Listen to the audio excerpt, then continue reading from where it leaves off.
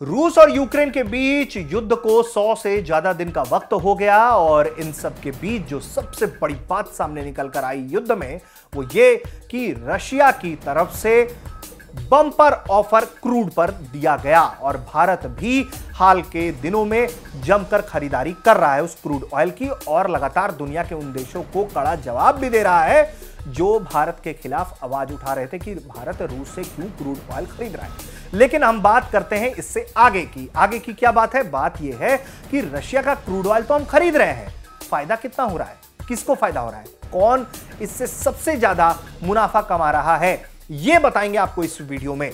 तो बात अगर हम सबसे पहले भारत की करते हैं तो भारत ने हाल के दिनों में रशिया से तेल की खरीद को जो है वो बढ़ाया है।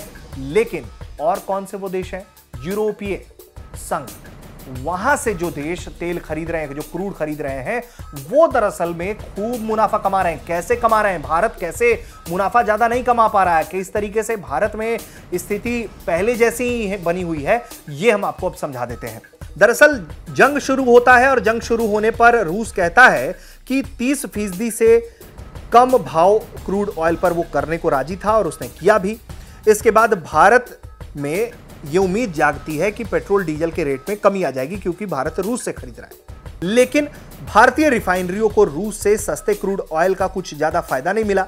यूरोपीय देश इसका भरपूर फायदा उठा रहे हैं। ऐसे में कयास लग रहा है कि पेट्रोल डीजल की कीमतें आने वाले दिनों में भारत में बढ़ सकती हैं।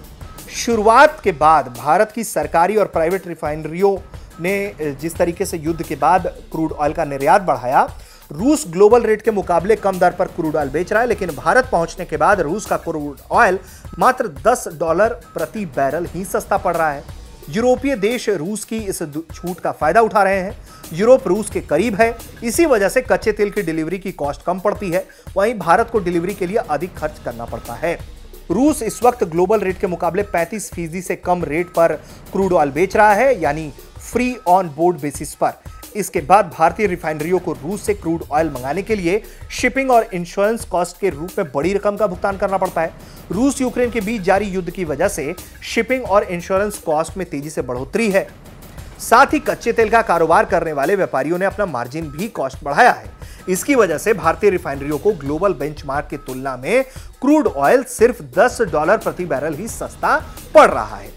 S&P ग्लोबल मार्केट इंटेलिजेंस के मुताबिक अगर हम मान लें तो रूस का जो क्रूड ऑयल है वो पहली बार अप्रैल में भारत के कुल तेल आयात का 5% हिस्सा बना था। रिफाइनरी ने मांग और बढ़ती कीमतों के बीच सस्ते तेल के लिए रूस की तरफ रुख किया था। रूस यूक्रेन युद्ध से पहले भारतीय रिफाइनरी अधिक शिपिंग कॉस्ट के कारण बहुत कम रूस से तेल का इस्तेमाल करती थी। यूरोपीय संघ अपने इंपोर्ट तेल का 27% हिस्सा रूस से हासिल करता है। युद्ध और प्रतिबंधों के बावजूद रूस से जो के क्रूड ऑयल का जो है खरीदार यूरोप अभी भी सबसे बड़ा खरीदार बना हुआ है। ब्रिटेन को अपनी तेल की जरूरत का 8% रूस से इंपोर्ट करना पड़ता है। फिलहाल भारत में पेट्रोल और डीजल के दाम तो स्थिर हुए पड़े हैं, लेकिन ये कब तक संभव रह पाएगा, ये अपने आप में सवाल है। और ये सवाल उन तमाम दुनिया के देशों से है जो भारत के आगे लगातार ये सवाल उठा रहे हैं कि भारत क्यों रशिया से क्रूड ऑयल खरीद रहा है। और भारत से लोग सवाल कर रहे थे कि आप ऐसे मौके का फायदा उठा रहे हैं और रूस को फंड कर रहे हैं। तो अब सवाल है यूरोप के उन देशों से जो रूस से तेल भी खरीद रहे हैं, उसके खिलाफ प्रतिबंध भी लगा रहे हैं और बम्पर मुनाफाखोरी भी कर रहे हैं। आपको ये वीडियो कैसा लगा हमें कमेंट करके बताइए। देखते रहिए भारत तक।